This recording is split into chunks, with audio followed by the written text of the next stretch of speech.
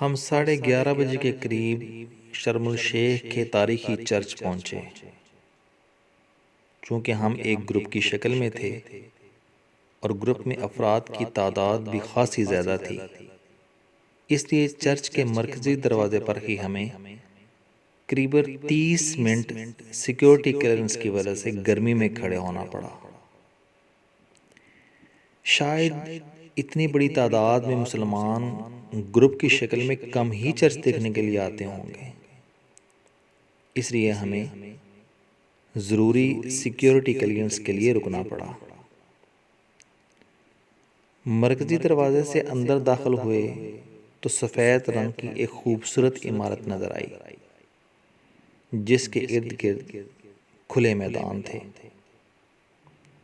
ان میدانوں میں مختلف جگہوں پر طرح طرح کے پھول کھلے ہوئے دکھائی دے رہے تھے۔ جو ہی ہم بڑے دروازے سے چرچ میں داخل ہوئے تو اس چرچ کی خوبصورتی اور صفائی نے حیران کر دیا۔ یہ چرچ بہت بڑے ہال پر مشتمل تھا۔ اس ہال کے 2 حصے تھے، ایک نیچے دوسرا اوپر۔ دنیا میں آپ کسی بھی علاقے میں چرچ کا وزٹ کریں تو ایک چیز وہاں مشترک ملتی ہے، اور وہ ہے تصاویر سے کی گئی منظر نگاری۔ اس چرچ میں بھی بائبل کے مختلف واقعات کو کمال مہارت سے مغربی آرٹسٹ نے دیواروں پر دکھایا تھا۔ یہ چرچ غالباً 11ویں صدی عیسوی میں تعمیر کیا گیا تھا۔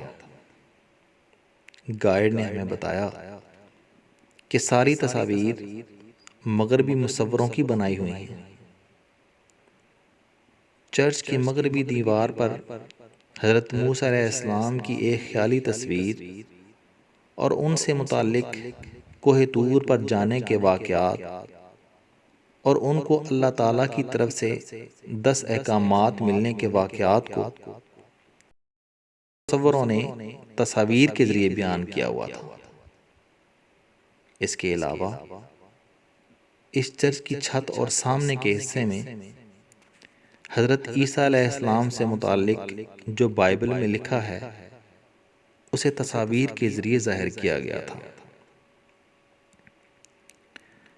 مشرق کی طرف دیوار پر ایشیا کے مختلف ملکوں کے باشندوں کو ایک تصویر میں ایسے دکھایا گیا تھا جیسے وہ آسمان کی طرف دیکھ رہے ہیں اور حضرت عیسیٰ علیہ السلام کے دوبارہ دنیا میں آنے کا انتظار کر رہے ہیں۔ یہ تمام تصاویر دیکھنے سے تعلق رکھتی تھی۔ دراصل یورپ میں مذہبی مصوری کی خاصی طویل اور قدیم روایت ہے۔ نامور اور ہنرمند مصوروں نے اپنا پن مذہبی شہپاروں کی تخلیق میں صرف کیا۔ مائیکل اینجلیو کی بنائی ہوئی تصویریں اور مجسمے، لیونارڈو ڈونچی کی تصویر آخری عشایہ اور کئی دیگر نامور مصوروں کے شاہکار مذہبی پس منظر میں ہی تخلیق ہوئے۔ اس چرچ میں بیٹھنے کے لیے ڈیسک بڑی ترتیب سے لگائے ہوئے تھے، جہاں عیسائی اپنی عبادت کے لیے اکٹھے ہوتے ہیں۔ ہمارے گائیڈ نے ہمیں بتایا کہ یہ چرچ عبادت کے علاوہ مختلف مذہبی اجتماعات اور کانفرنسز کے لیے بھی استعمال ہوتا ہے۔ ہم 30 منٹ تک اس چرچ میں رہے۔ اس دوران میں یہاں مختلف ممالک کے لوگ آئے۔ وہاں مغربی خواتین مختصر لباس میں تھیں، لیکن چرچ میں داخل ہونے سے پہلے انہوں نے بھی چرچ کے تقدس میں گاؤن پہنا، تب وہ چرچ میں داخل ہوئیں۔ اس چرچ کا باہر والا حصہ سادہ طرز پر بنایا گیا ہے۔ چرچ کے بالکل ساتھ پادری کا دفتر تھا، جہاں وہ مختلف مہمانوں سے ملاقات کرتے ہیں اور چرچ سے متعلق دفتری امور نپٹاتے ہیں۔